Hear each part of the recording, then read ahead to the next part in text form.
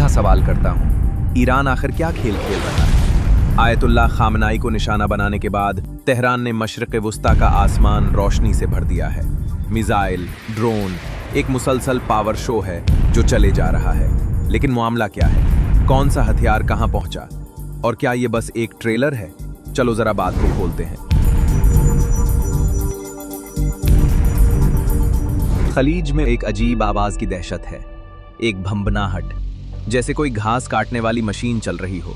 लेकिन ये कोई मशीन नहीं है दोस्तों, ये है एक खुदकुश धाती परिंदा, शाहिद ड्रोन, जो अमेरिका ईरान जंग में बड़ी तबाही मचा रहा है। ऐसा हथियार जो एक गाड़ी से भी सस्ता है, मगर करोड़ों डॉलर के रेडार और मिसाइलों को निचा रहा है। दुबई से रियाज और तल अबीब तक सारे खलीजी मुल्क उस नन्हे ईरानी ड्रोन से परेशान हैं।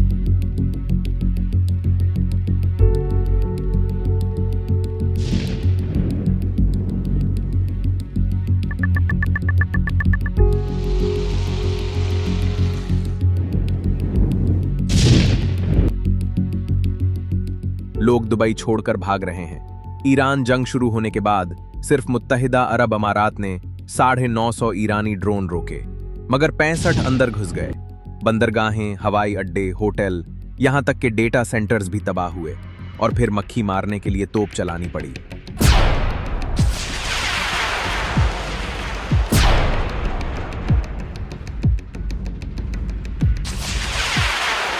महंगे अमरीकी पेट्रियाट मिसाइल छोड़ने पड़े, लेकिन आखिर कब तक? सवाल यह है कि इतना सस्ता हथियार इतनी बड़ी ताकत कैसे बन गया? चलो समझाता हूं, मगर तुम्हारे लाइक और सब्सक्राइब के बाद।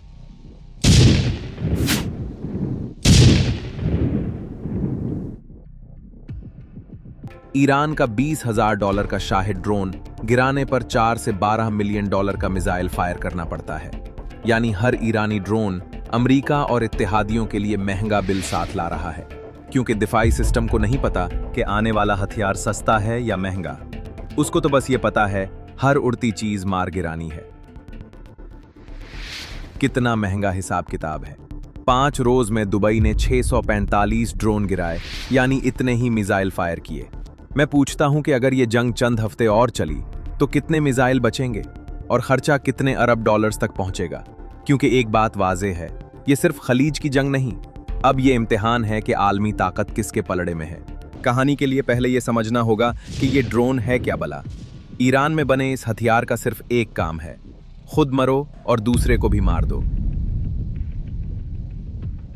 ये दूसरे ड्रोन्स जैसा नहीं जो वापस पे आए। शाहिद हदफ से टकरा कर फट जाता है, एक उड़ता हुआ बम। लेकिन असल कहानी अब शुरू होती है, जरा गौर से सुनना। एक शाहिद ड्रोन की कीमत $20,000 है और इसे गिराने के लिए 3 से 12 मिलियन डॉलर का मिसाइल दागना पड़ता है। इतना महंगा शिकार इस ड्रोन को और खतरनाक बना देता है।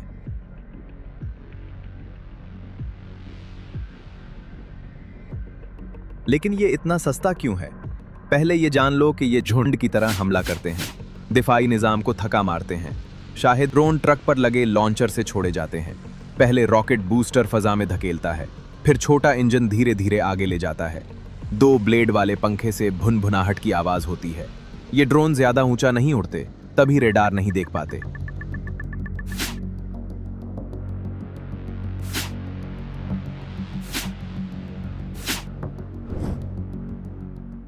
शाहिद ड्रोन के 3 बड़े मॉडल्स हैं। शाहिद 131, जो सबसे छोटा और हल्का मॉडल है। नया और जदीद मॉडल शाहिद 238 है, जिसमें जेट इंजन इस्तेमाल होता है। लेकिन सबसे ज्यादा काम का शाहिद 136 है। ये 200 किलो वजनी और 11.5 फीट लंबा है। लेकिन एक दिलचस्प बात और भी है, पुर्जे आसानी से मिलते हैं। उसका 4 पिस्टन वाला इंजन और पंखा बड़ा ही सादा है। फ्रेम भी कार्बन फाइबर से बना है, इसीलिए ये ड्रोन सस्ता और बनाने में आसान है। लेकिन इसकी सादगी पर न जाना दोस्त। ये ड्रोन 50 किलो बारूद उठाए फिरता है और 1500 मील मार करता है।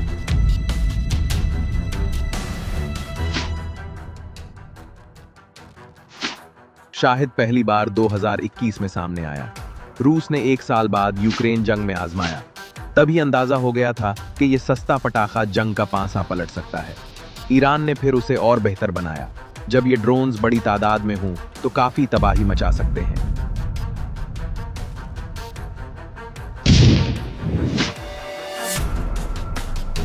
अब यहाँ एक और दिलचस्प मवाजना बनता है। एक तरफ $20,000 का शाहिद ड्रोन तो दूसरी तरफ अमरीकी रीपर शाहिद से 20 गुना भारी है। उसकी रफ्तार और काम डबल जरूर है, मगर दाम बहुत ज्यादा है। $30 मिलियन के एक रीपर में 1500 शाहिद ड्रोन आ सकते हैं। चलो शाहिद की कुछ खामियां भी बता देता हूँ। ये शोर बहुत करता है और देख जाए तो आसानी से गिराया जा सकता है, इसीलिए इसकी असल ताकत झुंड में है। जब दर्जनों ड्रोन एक साथ हमला करें तो दिफाई निजाम बेकार हो जाता है।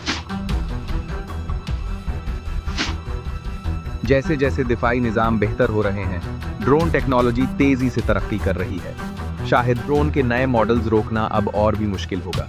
ये सस्ता हथियार जदीद जंग का अहम हिस्सा बन चुका है। खलीजी मुल्कों के पास इतने सारे ड्रोन रोकने की ताकत नहीं। इसमें कई साल लग सकते हैं, यानी मैदान जंग में आगे पायलट से ज्यादा मशीनें नजर आएंगी। सैकड़ों बैलिस्टिक मिसाइल और ड्रोन दागे जा चुके हैं। ईरानी बमबार तैयारे तो कतर भी पहुंच गए थे अगर मारे न जाते। अबू धाबी और दुबई के करीब कुछ हमले रोक लिए गए, मगर सफारत खाने, होटल और एयरपोर्ट को नुकसान हुआ। कहीं मलबा गिरा, आग लगी और लोग भी मुतासिर हुए। दोहा के ऊपर मिसाइल रोके गए, लेकिन गिरने वाले टुकड़ों से लोग जख्मी हुए। बहरैन में अमरीकी बहरी बेड़े के नजदीक भी तबाही हुई। सऊदी अरब में तवानाई तंसीबात, अमरीकी एम्बेसी और आरामको जैसे हसास मकामात पर भी हमले हुए और आग भड़क उठी। कुवैत और ओमान में अमरीकी अड्डों पर ड्रोन दागे गए। तिल अबीब पर मिसाइलों की बारिश हुई और फजाई दिफाई निजाम को बड़ा चैलेंज मिला। और हाँ, एक ड्रोन कब्रस तक भी पहुंचा, जहां बरतानवी हवाई अड्डा मौजूद है। यानी हर रोज ईरान किसी नई जगह को निशाना बनाया रहा है। जवाब में ईरान के जहाज और शहर तबाह किए जा रहे हैं। तो भाई, अब ये कोई एक मुल्क की लड़ाई नहीं रही, ये रीजनल पावर मैच है। हर मुल्क अपना एयर डिफेंस टेस्ट कर रहा है।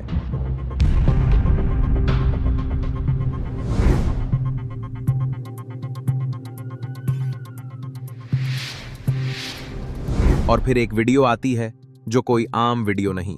ज़ेरे जमीन सुरंगें, उड़ने के लिए तैयार कतारों में खड़े ड्रोन, दीवारों पर परचम और तस्वीरें। ये कोई देखो हमारे पास ड्रोन है वाला क्लिप नहीं था। ये सीधा पैगाम था कि असलहा बहुत है, हम थकने वाले नहीं। ये मिलिट्री से ज्यादा आसाबी वार था।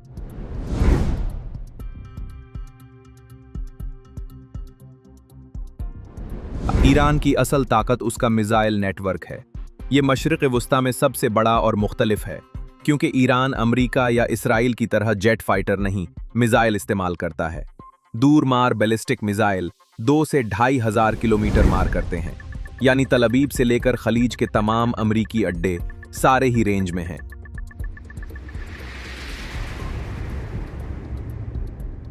क्रूज मिसाइल भी हैं, जैसे सुमार या अली, कुद्स सीरीज, होवीजा, पावा और राद। सुमार की मार 2,500 किलोमीटर है, यानी अगर दागे जाएं तो फासला कोई मसला नहीं है। ऐसे मिसाइल भी हैं जो 150 से 800 किलोमीटर फौरी स्ट्राइक कर सकते हैं। फतह सीरीज, जुल्फिकार, कयाम, शहाब, ये सब इसी नेटवर्क का हिस्सा हैं। ये पलक झपकते में बहरैन, कुवैत, अमारात और सऊदी अरब पहुंच सकते हैं। मगर असल खतरा क्या है?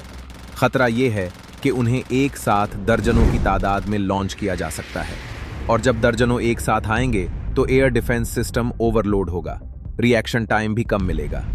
2020 में ऐन उल असद अड्डे पर यही देखा गया था। यानी ये कोई नया फॉर्मूला नहीं, बस रिफाइंड वर्जन है।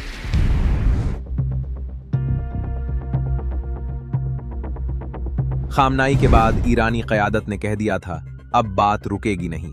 अमेरिका ने बहरी और फजाई ताकत बढ़ाई जरूर है, लेकिन अमेरिकी अड्डे पूरे रीजन में फैले हुए हैं। लेकिन उन्हें हर वक्त कैसे बचाया जा सकता है? बस यही वो गैप है जिसका ईरान फायदा उठा रहा है। जेर जमीन ड्रोन और मिसाइलों की वीडियो एक खुली वार्निंग थी।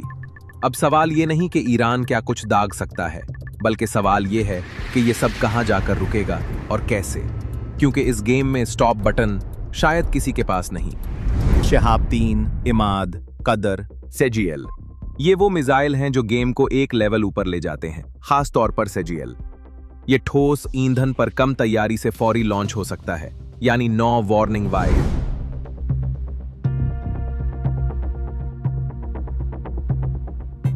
ये मिसाइल इसराइल, रियाज, दोहा, अबू धाबी और मनामा तक जा सकते हैं। मिनटों में कई महाज एक साथ गर्म किए जा सकते हैं और जंग में गेम बदलने के लिए चंद मिनट भी बहुत होते हैं।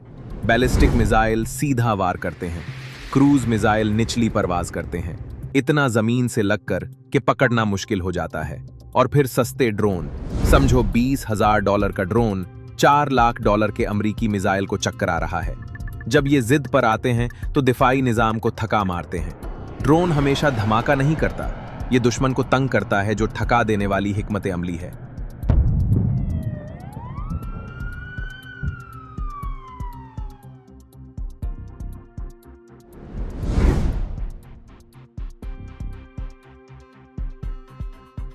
अब आते हैं सबसे हसास पॉइंट की तरफ, आबनाए हुर्मुज़। दुनिया की तेल सप्लाई का बड़ा हिस्सा यहीं से होकर गुजरता है, जो अब तकरीबन बंद है। जब तेल नहीं मिलता तो महंगाई होती है। कराची, मुंबई, ढाका ही नहीं, न्यूयॉर्क और दुबई में भी तेल समेत सब महंगा हो रहा है। यानी अगर जंग जारी रही तो पूरी दुनिया में तबाही आ जाएगी। ईरान के पास मिसाइल और ड्रोन का पूरा नेटवर्क है, मगर सवाल है कि यह कितनी देर चलेगा। तेहरान ने बरसों लगाकर जेरे जमीन सुरंगें, लॉन्च साइट्स और खुफिया जखीरे बनाए हैं। इसका मतलब फौरी तौर पर इसकी सलाहियत खत्म करना आसान नहीं होगा। अमरीकी फौज ने मशरक़ वुस्ता में बड़ी तेजी से अपना जाल फैलाया है। Ibrahim Lankan carrier strike group खित्ते में मौजूद है। गाइडेड मिसाइल, डिस्ट्रॉयर्स और हर तरह के तैयारे शामिल है। F-35, EA-18, FA-18 सारे ही पहुंच चुके हैं। बहरी बेड़े से अलग डिस्ट्रॉयर्स मेकफॉल, डेलबर्ट डी ब्लैक पहले ही पहुंच चुके हैं। बहरैन में मौजूद लड़ाका कश्तियां बारूदी सुरंगें साफ करने के लिए तैयार हैं। इसी दौरान C-5 और C-17 जैसे हैवी ट्रांसपोर्ट तैयारे मुसलसल सामान पहुंचा रहे हैं। मिसाइल दिफाई निजाम, थाड और पेट्रियाट अमरीकी अड्डों पर नस्ब हो चुके हैं और जवाबी कार्रवाई के लिए तैयार हैं। यहां निगरानी एक लम्हा नहीं रुकती। ड्रोन्स आबनाए हुर्मुज़ पर गश्त कर रहे हैं, तैयारे रेडार सिग्नल सुन रहे हैं और कुछ खामोशी से सारे कनेक्शन जोड़ रहे हैं। ये कोई बेतरतीब हरकत नहीं, ये मुकम्मल तैयारी है। जंग धमाकों से नहीं, ईंधन से शुरू होती है। पहले हमले से तकरीबन 12 घंटे पहले अमेरिका आसमान में एक जाल बिछाता है। फजा में ईंधन भरने वाले टैंकर कतर के अलुदीद 22 और बहरे हिंद में डियागो गार्शिया से उड़ान भरते हैं। ये मखसूस रिफ्यूलिंग मदार कायम करते हैं। उड़ते हुए पेट्रोल पंप के जरिए ऑपरेशन मुमकिन होता है। स्ट्राइक तैयारे कम ईंधन और ज्यादा हथियार लेकर उड़ सकते हैं। फाइटर्स घंटों फजा में रह सकते हैं। बमबार तैयारे पूरा समंदर पार कर सकते हैं। हवाई पुल के बगैर कोई जंगी मंसूबा कामयाब नहीं। अमेरिका पहली गोली फजा से नहीं, समंदर से चलाएगा। गाइडेड मिसाइल, डिस्ट्रॉयर्स एक अटैक सबमरीन के साथ लॉन्च ऑर्डर वसूल करते हैं। वर्टिकल लॉन्च सेल्स खुलते हैं और दर्जनों टोमाहॉक क्रूज मिसाइल रात के अंधेरे में गरजते हुए निकलते हैं। ये मिसाइल आसमान नहीं चीरते, बल्कि निचली परवाज करते हुए जमीन से चिमटकर रेडार की नजरों से ओझल रहते हैं। उनका एक ही मिशन है, ईरान के फजाई दिफा को अंधा करना। रेडार साइट्स, कमांड बैंकर्स, जमीन से फजा में मार करने वाले मिसाइल सिस्टम्स, उन्हें बैक वक्त हदफ पर गिरने के लिए प्रोग्राम किया गया है। उनका काम दिफा को तोड़ना और ईरान के फजाई नेटवर्क में शगाफ डालना है। जब तक ईरान को पता चलता है, तब तक बहुत देर हो चुकी होती है। जब टोमाहॉक अपने अहदाफ को निशाना बना रहे होते हैं, इस ऑपरेशन के सबसे अहम तैयारे दुश्मन की फजाओं के अंदर होते हैं। B-2 स्प्रट स्टेल्थ बॉम्बार, ये तैयारे डियागो गार्शिया से उड़ते हैं। ईरानी मिसाइलों की रेंज से दूर रास्ते में कई बार रिफ्यूल करते हैं। इतने में साथी तैयारे दुश्मन का सेंसर जाम करते रहते हैं। इंतहाई बुलंदी पर परवाज करते हुए B-2 खामोशी से अहम निशानों की तरफ बढ़ते हैं। जमीन के नीचे गहरी तंसीबात, मजबूत कमांड सेंटर, एटमी इंफ्रास्ट्रक्चर। यहाँ B-2 अपना सबसे खौफनाक हथियार इस्तेमाल करता है, GBU-57। 30,000 पाउंड वजनी ये मिसाइल टिकराने पर नहीं फटता, बल्कि जमीन के अंदर गहराई में घुसकर धमाका करता है। जब डिफा टूटता है तो दरवाजे खुल जाते हैं। स्ट्राइक ईगल्स करीबी अड्डों से यलगार करते हैं। गाइडेड बमों से लैस ये दौड़ने वाले घोड़े हैं। ये मिसाइल लॉन्चर्स, सप्लाई हेडक्वार्टर्स और पहाड़ों में छुपे कमांड सेंटर्स का शिकार करते हैं। ये झपटते हैं, पलटकर ईंधन भरते हैं और फिर हमला कर देते हैं। अगर रेडार फिर जागने की हिम्मत करे तो Super Hornets anti radiation missile fire करते हैं। साथी तैयारे और अंदर जाते हैं। नए खतरों को निशाना बनाते हैं।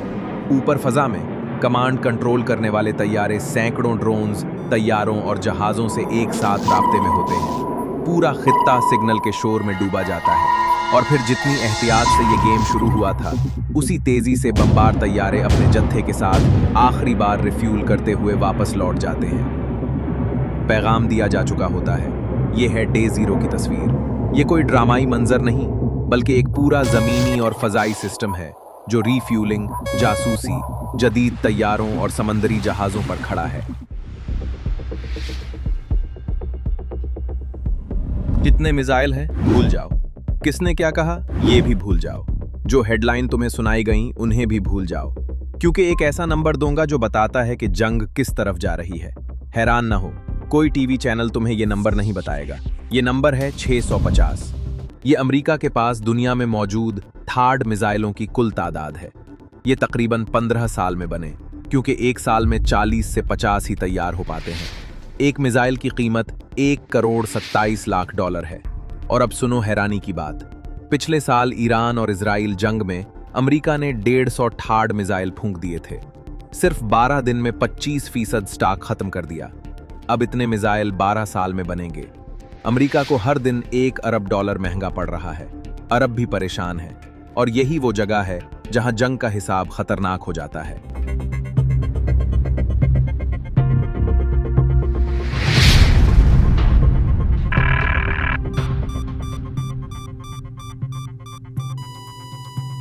ये बात दुनिया के हर अखबार के फ्रंट पेज पर होनी चाहिए थी, लेकिन ऐसा नहीं है। ईरान ने अमेरिका के जदीद मिसाइल सिस्टम के खिलाफ 3 मरहलों पर मुश्तमिल एक ऑपरेशन किया है। ये कोई इत्तेफाकी हमला नहीं, बड़ा ही सोचा समझा मंसूबा है। ईरान चाहता है कि पूरे दिफाई निज़ाम को नाकारा करे, वो निज़ाम जो अमेरिका ने 30 साल में बनाया। खलीज में अपने इत्तेहादियों को मामू बनाकर $10 अरब खर्च करवाए, मगर वो उन्हें न बचा सका। इससे पता चलता है कि असल में जंग जीत कौन रहा है। अब मैं इससे आगे की बात बताता हूं जो व्हाइट हाउस और पेंटागन नहीं बता रहे। चलो पहले देखते हैं ये सब हुआ कैसे। कतर के अलुदैद बेस पर अमेरिका का जदीद रेडार लगा है। कोई ऐसा वैसा नहीं, $1 अरब का सिस्टम है। ये 5000 किलोमीटर दूर से खतरा देख लेता है।